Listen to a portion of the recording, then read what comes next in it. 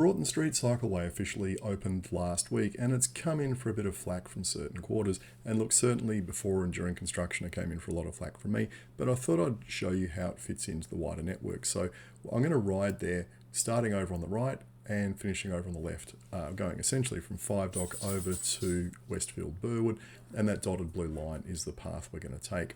And this is kind of the path that the East-West Regional Cycleway is going to take. Well, it's not going to go through here. It's actually going to cut through Five Dock Park, but it's not very convenient to ride through there at the moment.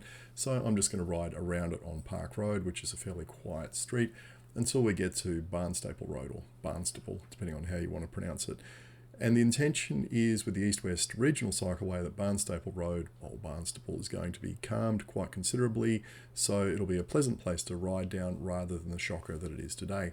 Similarly, with Henry Street, the idea is to calm this and to reverse the direction of some stop signs at one of the intersections further up to give priority to this road.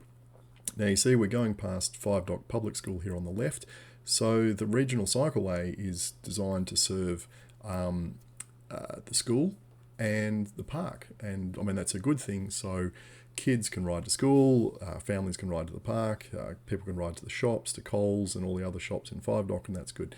Now I'm doing a little diversion here on Harris Road. Normally at that intersection back there you'd turn left rather than right, and you'd cut through these kind of back blocks and pop out there at that roundabout. Now, frankly, I think the treatment that Council has proposed for the roundabout there on Lyons Road West for the cycleway is an absolute shocker. But, well, what can you do? People are just manic about prioritising drivers rather than safety. But anyway, the cycleway is designed to go along here on the other side of the road over there where there's grass at the moment at the golf club, which will be great once it's built. It'll be like another bay run, essentially, around Hen and Chicken Bay. Now, you might have never known there's actually a shortcut you can take through St Luke's Park here, which is quite nice. This is a very popular sporting ground, particularly for netballers on the weekends over on the netball courts over on the left, or up front for hockey players, etc., rugby on the oval to our right. This will be great for people living in Five Dock who are playing sport here to be able to cycle here. Now, I've got a vested interest in what's coming up next, which is Concord High School, because we've got 2 kids here at the moment, and my hope is that they'll be able to ride to school one day because it'll only take about 10 minutes. Now, Stanley Street, this also goes past another public school. It's a primary school, Concord Public, and you'd hope that kids going to both those schools would be able to ride there from both directions once the East-West Cycleway is built. Right, we're up to Queen Elizabeth Park, where there's an existing cycleway alongside Broughton Street, and we're coming up to the intersection of Gipp Street, and this is where the new section of the cycleway starts. Now, what's different? What has changed? Well, the first thing is that the RMS replaced these poles here, probably at great expense, and there's now a provision for cyclists to cross the road legally, and there's a signal there. And look, I know that sounds crazy, but that's a very important thing. Another expensive thing was on the right there. You can see that walkway is raised, so council didn't destroy the roots of those fig trees and have to rip them out because people wanted to save the trees, so that cost money. The other reason the cycleway is here rather than out on the road is people wanted to save some parking spots. So at the expense of saving, 10 parking spots, it cost maybe $1 million. So people that want to park here, yeah, your spots are probably worth $100,000. So if you want to complain about the expense, a lot of the expense was not because the cycleway cost a lot of money, it was saving those parking spots that cost a lot of money. Now, at this intersection, which again I think is a shocking treatment, we've got St Mary's Catholic School and a retirement village. So this is great. Again, you could have kids walking or riding to school safely on the cycle path, and residents of the residence home able to walk down to Queen Elizabeth Park, etc. safely. And we've made it to Parramatta Road.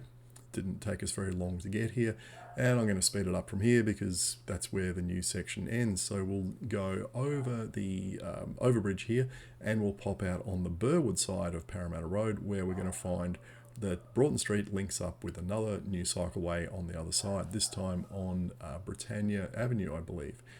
And this one is quite convenient because firstly, it takes us past MLC, So again, it's linking up a school, so school kids can ride to school, and parents don't have to drive their kids, contributing to all that horrible school traffic every morning and afternoon. I mean, imagine if we went back to the days of 80% of kids walking or riding to school or catching the bus.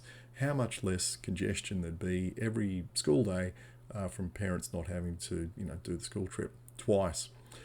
So we just pop through Burwood Park, pop out on the other side, and great, we are at Westfield. And look how convenient that is. I'm just going to lock the bike up here at this fence and walk across the traffic lights there to do my shopping.